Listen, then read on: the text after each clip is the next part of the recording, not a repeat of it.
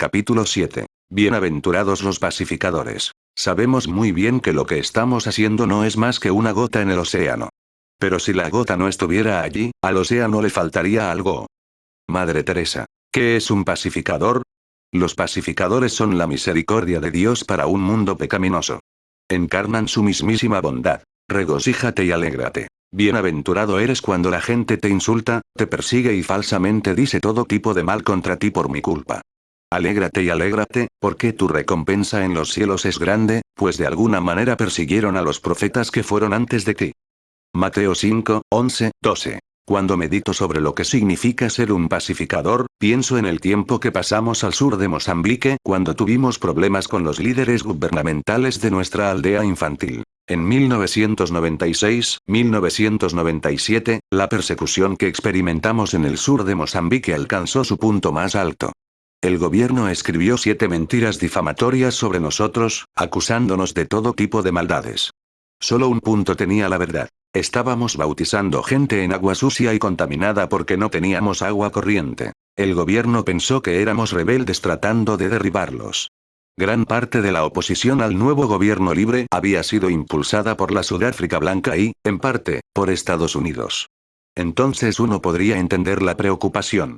El gobierno, así como otras iglesias en el área, nos habían dicho que trabajáramos con niños educados en lugar de estos bandidos y ladrones.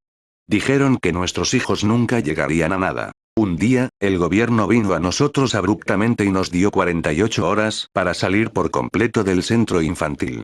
Recuerdo haber visto a nuestros hijos en lo que parecía ser una situación desesperada. Éramos tan pobres en ese momento que todos los días teníamos que orar por un milagro para alimentar a nuestros 320 hijos. Les dije a los niños que oraran, que perdonaran y que trataran de hacer las paces con los trabajadores del gobierno. Teníamos muy pocos recursos y nuestro reducido personal estaba agotado. Íbamos a nuestro almacén vacío, nos quedamos allí, oramos y adoramos. Cada noche, los trabajadores del gobierno limpiaban la poca comida que teníamos. Nuestro personal había disminuido debido a la persecución y todas las dificultades. Un día, no teníamos casi nada. En el almacén solo teníamos ketchup y té de hierbas. Pensé, ¿qué voy a hacer con esto? Tal vez podríamos ponerlo en palos y los niños podrían lamer el ketchup de los palos para que al menos sus estómagos no se vacíen. El Señor nos guió a adorar. En ese momento, el fuego de las ametralladoras era tan fuerte por la noche que apenas podíamos dormir. Estábamos desesperados con cientos de niños hambrientos. Entré al almacén y reuní a algunas personas que creían que Dios era Dios, y lo adoramos juntos a pesar de las circunstancias. En la presencia de Dios simplemente me derrumbé. Dije, Dios, te amo. Adoré hasta que ya no vi un almacén vacío. Seguí alabando a Dios hasta que todas las necesidades se desvanecieron. Todo en lo que podía pensar era en el privilegio que era dar mi vida por amor. Después de horas de adoración, cerré el almacén sin cenar ni comer a la vista. Varias horas después, se detuvo un camión grande. Tuvieron que conducir por un camino de tierra con enormes baches llenos de agua fangosa. Estábamos a 27 kilómetros de la ciudad. No sé cómo nos alcanzó ese camión cuando ni siquiera era un 4 ruedas. Me preguntaron si era mamá Aida. Cuando respondí que sí, para mi sorpresa, me dijeron que la comida en su camión era para mí. El camión estaba lleno de harina de maíz, arroz, frijoles y azúcar. Empezaron a darnos comida. Gloria al Cordero. No sabía quiénes eran ni de dónde venían. Eran mozambiqueños, pero fue la única vez que los vi. Nunca regresaron. Eran como ángeles disfrazados. Dios hizo un hermoso milagro por nosotros. Nuestros hijos empezaron a cantar y bailar y a agradecer a Dios por su provisión. Puede ser verdaderamente bendecido cuando es perseguido. Grande es tu recompensa en el cielo. Realmente eres bendecido cuando eliges la paz en medio de la guerra. Hablamos de paz con quienes querían que lucháramos con ellos. Elegimos quedarnos en un lugar de paz. Si te paras, adoras y amas a Dios en medio de la carencia y la dificultad, nunca perderás. Jesús siempre gana. Incluso si morimos por Él, Él gana. Y en eso, también ganamos, huyendo por nuestras vidas. Hubo una ocasión en la que tuvimos que escapar en medio de la noche para que no nos mataran. Teníamos 2 camiones en ese momento, uno al que llamamos Lázaro porque teníamos que orar para que se levantara cada vez que queríamos conducirlo. A las 2 de la mañana, con una sentencia de muerte por mi vida, Roland y yo llevamos a nuestros 2 hijos, Elisa y Crystalline, y tantos niños pequeños como pudimos caber en los camiones. Salimos en la oscuridad a nuestra pequeña oficina en el centro de Maputo.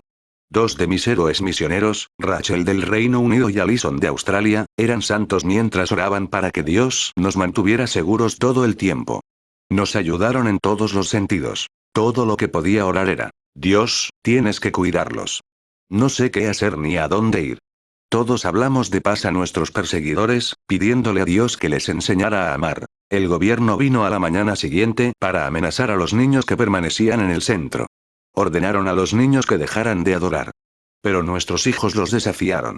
Adoraban, bailaban y cantaban, agradeciendo a Jesús por todo. Esto enfureció a los trabajadores ateos del gobierno. Dijeron toda clase de maldades contra nosotros. Lanzaron piedras a nuestros niños y gritaron: niños, si quieren comida, cierren la boca ahora mismo. No deben adorar a Dios. Si lo adoran, morirán de hambre. Estamos dispuestos a tomar este centro si dejan de adorar a Dios. Dios no existe. Si lees tu Biblia, si rezas, morirás de hambre. Dar gracias siempre. Los niños los miraron y cantaron más fuerte. No queda ni un niño. La gente del gobierno se enfureció, así que cambiaron lo que decían y les prometieron a los niños un hogar, comida y educación si negaban su fe y se quedaban en mi antiguo centro, que ahora el gobierno había confiscado. A pesar de la tentación, ni un niño se quedó. Los niños respondieron con el espíritu opuesto. Los niños les hablaron en paz.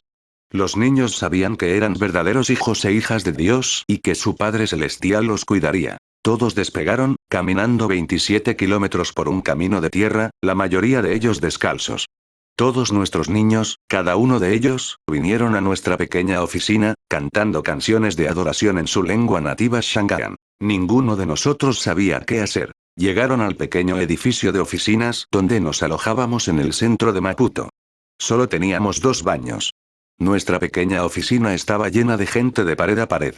Sus pies estaban ensangrentados, sus corazones estaban traumatizados y habían sido ridiculizados y se les había dicho que Dios no existe. Pero realmente eran pacificadores. Sabían que Dios era su Padre. Vencieron a través de un amor que nunca falla. Incluso si les hubieran quitado la vida, nunca dejarían de adorar a Jesús. Estos no eran algunos líderes de iglesias famosos. Eran niños sin zapatos que habían sido golpeados y perseguidos, pero que se negaban a abandonar el Evangelio. Se les dijo que eran solo niños de la calle, sin inteligencia, sin valor y sin ninguna esperanza en el mundo. Estos niños se enfrentaron a los líderes que amenazaban sus vidas, y caminaron en paz. Ante el mal, nuestros hijos mostraron misericordia. Ante el odio, demostraron la bondad de Jesús. En medio de la persecución, no se defendieron, pero encarnaron lo que significa ser un pacificador.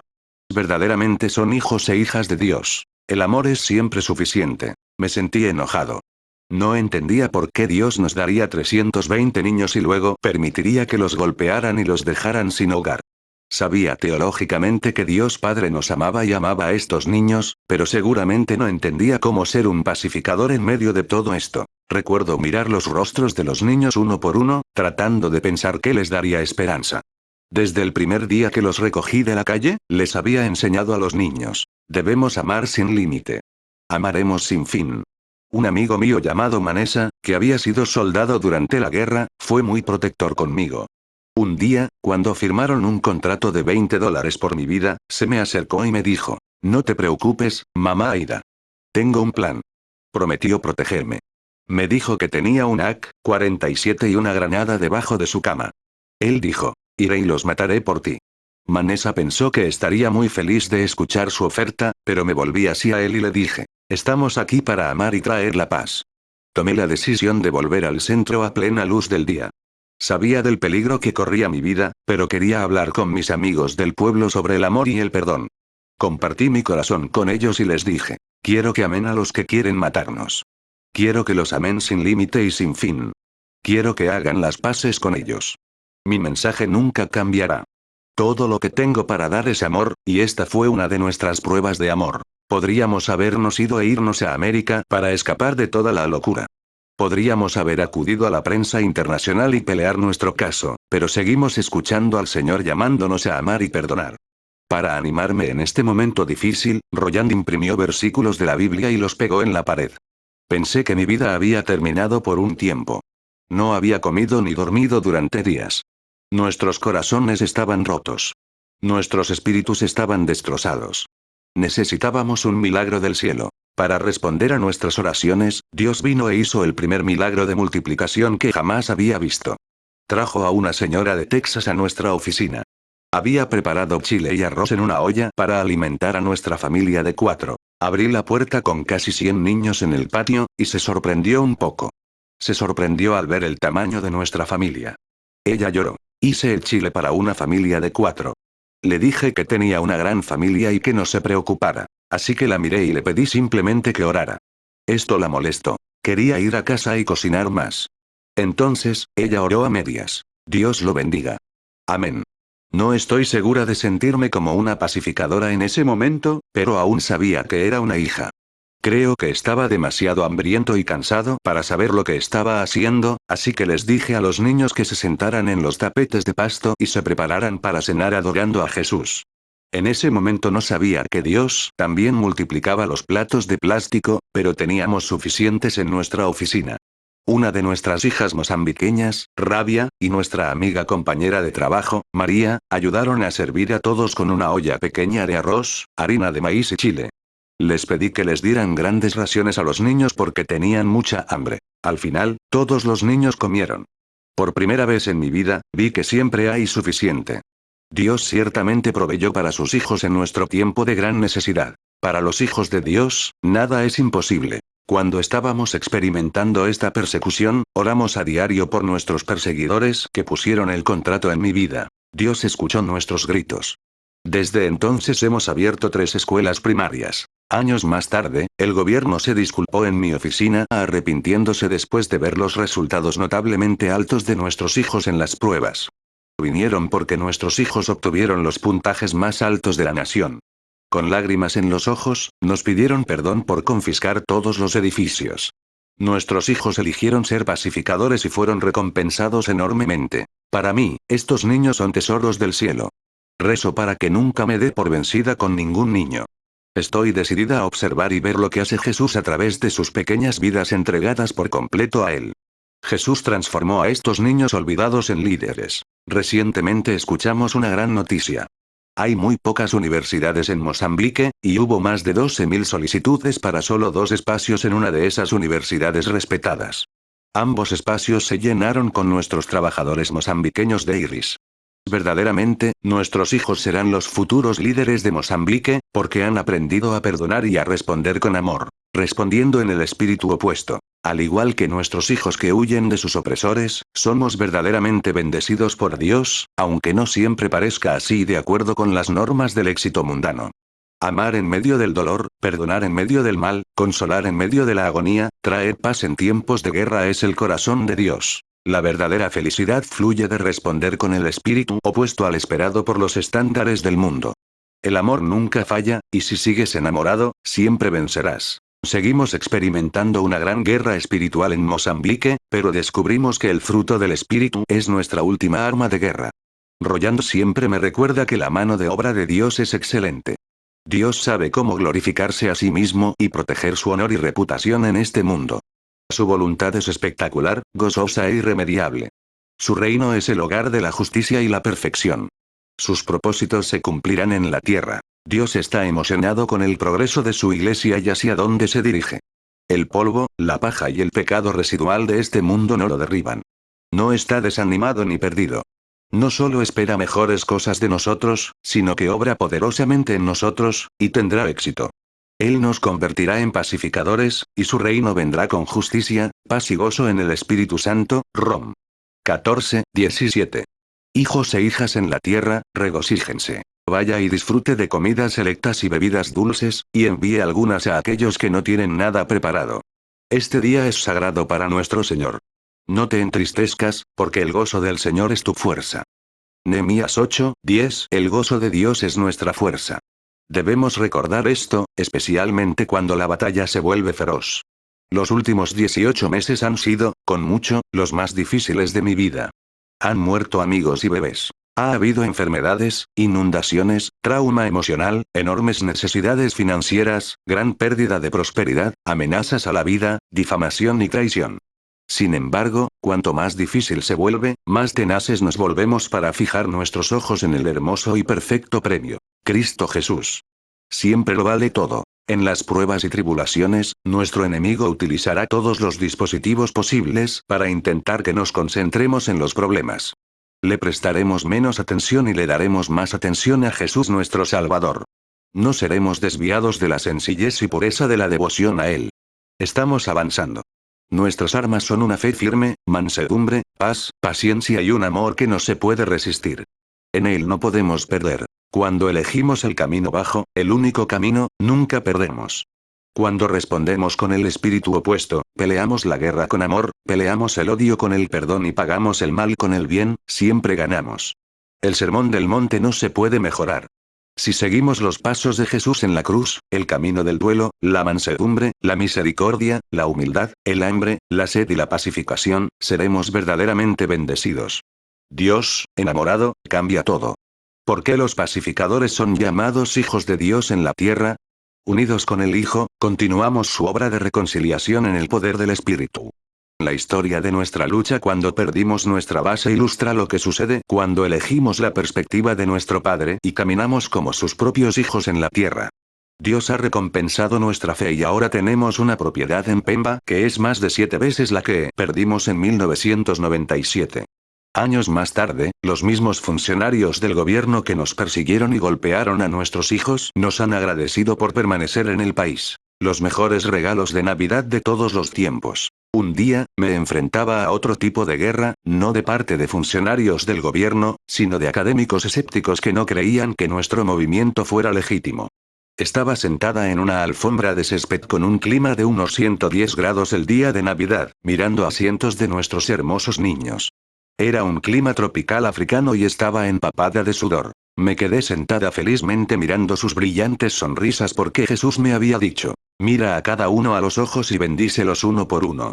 Habíamos invitado a todos los niños de la calle y del basurero. Escuché a mi Salvador y, uno por uno, los miré a los ojos. Reunidas a mi alrededor estaban todas las chicas que habían vendido sus cuerpos, los bandidos, los sinvergüenzas, los niños del pueblo, los olvidados, los perdidos, los abandonados y los solitarios. Me llenó de alegría repartir los regalos que había preparado nuestro increíble personal a los niños que vivían fuera de nuestro centro. Muchos de los jóvenes habían venido borrachos a la fiesta de Navidad. No en el Espíritu Santo, solo borracho. Las chicas de la calle apenas llevaban nada. Solo las abracé a todas. Y todas me llamaban Mamá Aida. Vinieron uno tras otro, cientos de ellos a quienes habíamos invitado a la fiesta. Tuvimos un compañero de trabajo de Estados Unidos que era director de salud mental en todo un estado. Ella pensó que era bastante ridículo intentar dar bolsas limitadas de juguetes a innumerables niños. Creo que ella pensó que yo también estaba un poco enferma mental. Le expliqué. A propósito, voy a dar los regalos primero a los niños que nunca antes han recibido ningún regalo. Entonces, comenzamos a repartir los regalos. Al principio no era muy popular. Todos los obsequios que los voluntarios habían pasado tiempo reuniendo y organizando iban a los niños de la calle, mientras que los niños del centro solo tenían que mirar y esperar. Pero seguimos repartiendo regalos. Finalmente, se redujo a nuestras chicas mayores. Mi amigo y compañero de trabajo me informó que las bolsas que habíamos dejado solo tenían animales de peluche. Los viejos perros de peluche eran todo lo que quedaba. Entonces, cuando nuestras chicas llegaron a mí, simplemente le pregunté a la primera, ¿qué te gustaría, cariño? Cuentas, respondió ella. Está bien, quieren cuentas. Mi amigo respondió, no hay nada en las bolsas, excepto viejos perros de peluche. Por favor, vuelva a comprobar, le dije.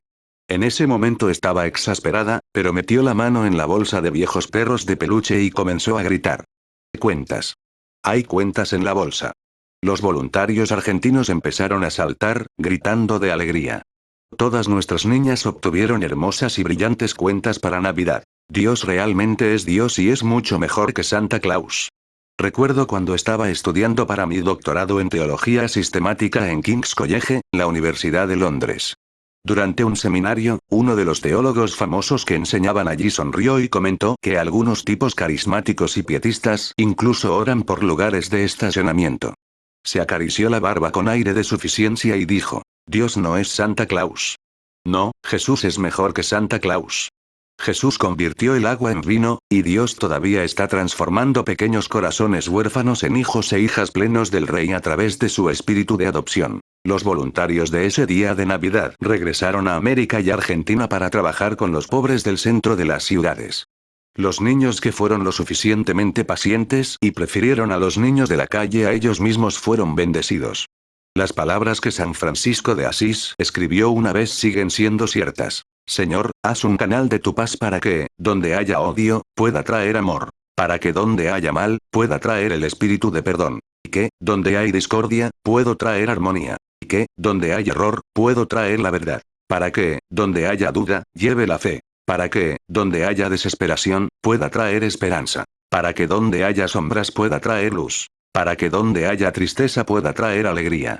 Señor, concédeme que busque más el consuelo que el ser consolado, el entender que el ser comprendido, amar que ser amado. Porque es olvidándose de sí mismo lo que uno encuentra. Es perdonar que uno es perdonado. Es muriendo que uno despierta a la vida eterna.